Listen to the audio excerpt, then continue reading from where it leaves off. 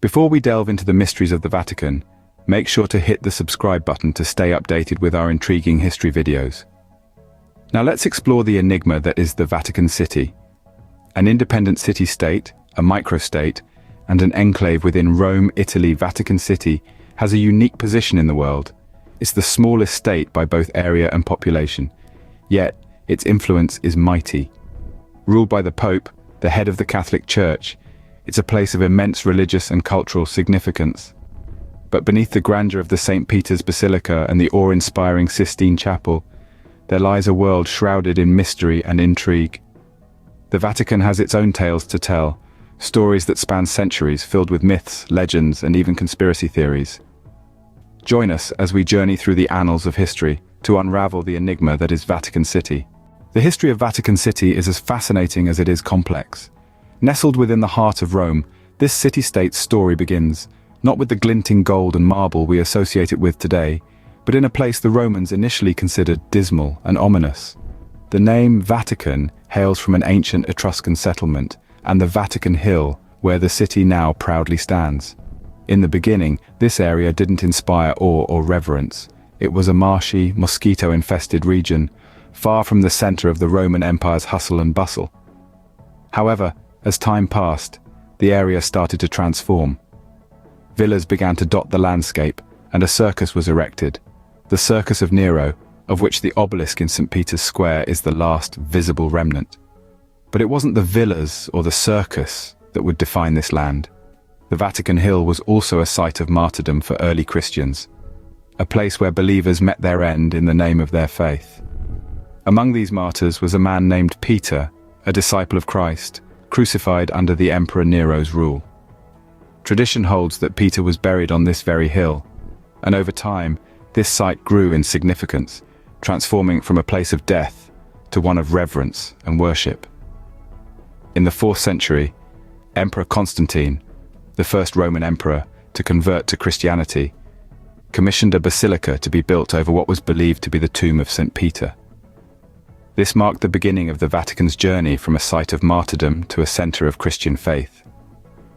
The Basilica of St. Peter stood as a symbol of the burgeoning Christian influence, a beacon of faith that would eventually morph into the spiritual and administrative headquarters of the Catholic Church. From the 4th century onwards, the Vatican's importance only grew. Popes gradually assumed a secular role as governors of regions near Rome, ruling the Papal States for over 1,000 years. They resided in various locations before finally settling in the Vatican, marking the birth of Vatican City as we know it. And so, from a place initially considered dismal and ominous, emerged the Vatican City we know today. The Vatican didn't just emerge overnight. It was a result of a long historical process. The Vatican, with its grandeur and majesty, is more than just a religious epicenter. It carries the weight of 1,000 years of history, a story that is as fascinating as it is complex. The popes, aside from their spiritual responsibilities, gradually came to assume a secular role as governors of regions near Rome. This was the birth of the Papal States, a collection of territories in the Italian peninsula under the direct sovereign rule of the Pope. For over 1,000 years, the popes ruled these territories, a testament to their influence and authority that extended beyond the spiritual realm. Now, the Vatican wasn't always the residence of the popes. They resided in various locations before eventually settling in the Vatican. But why the Vatican, you might wonder? The answer lies in its historical and religious significance. It was believed to be the tomb of St. Peter, one of the 12 apostles of Jesus and the first bishop of Rome. Over this tomb, the Constantinian Basilica of St. Peter was built, marking the area as a site of great religious importance. However, in 1870, a significant event happened. Rome was annexed by Italy, marking the end of the Papal States. But even as this happened, the Pope's holdings within the Vatican walls were left undisturbed. Despite the loss of the Papal States, the Vatican remained, standing tall as a symbol of the Catholic Church and its history. The Papal States may have fallen, but the Vatican remained, a beacon of Catholicism and a symbol of historical significance. The Vatican, with its rich history and tradition, continues to be a testament to the enduring influence and authority of the papacy.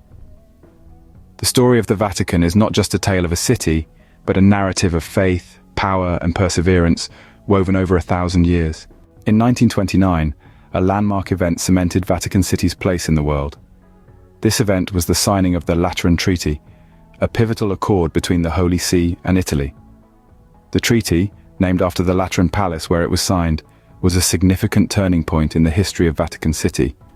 This treaty recognized Vatican City as an independent, sovereign city-state, thus ending decades of dispute between the papacy and the Italian government. But why was the Lateran Treaty so important? Well, it marked the birth of the world's smallest independent state, both in terms of area and population. Nestled within the heart of Rome, Vatican City spans a mere 44 hectares and houses a population of less than 1,000. Yet despite its diminutive size, this microstate wields considerable influence worldwide, largely due to its status as the spiritual and administrative headquarters of the Roman Catholic Church. Vatican City is governed by the Pope, who serves as the city-state's absolute monarch. The Pope holds both spiritual and temporal power, making Vatican City one of the few remaining absolute monarchies in the world. The Pope's authority extends beyond the Vatican's borders, with the Catholic Church having a global following of over 1 billion people. The Lateran Treaty also granted Vatican City full ownership and sovereign authority over the Holy See. This means that Vatican City has the power to engage in international relations, sign treaties, and maintain diplomatic relations with other countries. It even has its own flag, anthem, and postage stamps.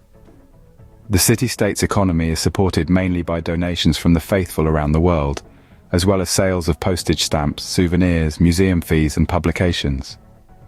Despite its small size, Vatican City boasts some of the world's most renowned cultural and religious sites, including St. Peter's Basilica and the Sistine Chapel. With the Lateran Treaty, Vatican City stood independent and proud, a testament to its rich and tumultuous history. But beneath the grandeur and reverence, Vatican City is a trove of myths and mysteries. This diminutive city-state, the world's smallest, is a magnet for legends as grand as its religious stature. One such tale that permeates the hallowed halls is the existence of the Vatican's secret archives. These hidden vaults are said to hold a wealth of undisclosed knowledge and classified documents. From the third secret of Fatima to the private correspondences of Abraham Lincoln, these archives are alleged to contain some of history's most tantalizing secrets. But do remember, the Vatican itself has stated that the term secret simply refers to the private nature of the archives, not their content. Then there's the rumor of the Vatican's connection with the Illuminati, a secret society said to be pulling the strings of global events. Conspiracy theorists have long suggested that the Vatican, with its immense influence and reach, plays a part in this clandestine group's alleged world domination plot. But let's not forget, this is a theory, a hypothesis, and lacks concrete evidence. There's also the mystery of the Pope's red shoes. Some believe they symbolize the blood of Christian martyrs, while others suggest they're a nod to the Roman emperors. Yet the most intriguing theory is that these crimson shoes are a key to unlocking a powerful, divine connection. And let's not forget the countless stories of ghosts and apparitions said to roam the Vatican's corridors. From the spectral figure of a crying child to the ghost of Pope John Paul II, these tales add a touch of the supernatural to the Vatican's rich tapestry of history.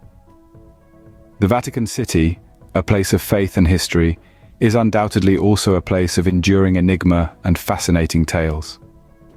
Whether you believe in these myths and mysteries or not, they undoubtedly add to the allure of this extraordinary city-state, steeped in faith, history, and a dash of intrigue. Our journey through Vatican City's history and mysteries is coming to an end. We've traversed the labyrinth of time, unearthing the birth and evolution of this unique city-state. Nestled within Rome, Italy, Vatican City emerged from obscurity to become the smallest, yet one of the most influential sovereign entities in the world. We've delved into its religious and cultural significance, marveling at iconic landmarks like St. Peter's Basilica and the Sistine Chapel. The Vatican's history as the epicenter of the Catholic Church, its role in governing the Papal States, and its ultimate transition to a sovereign enclave were chapters in our exploration. The journey didn't stop at facts and figures.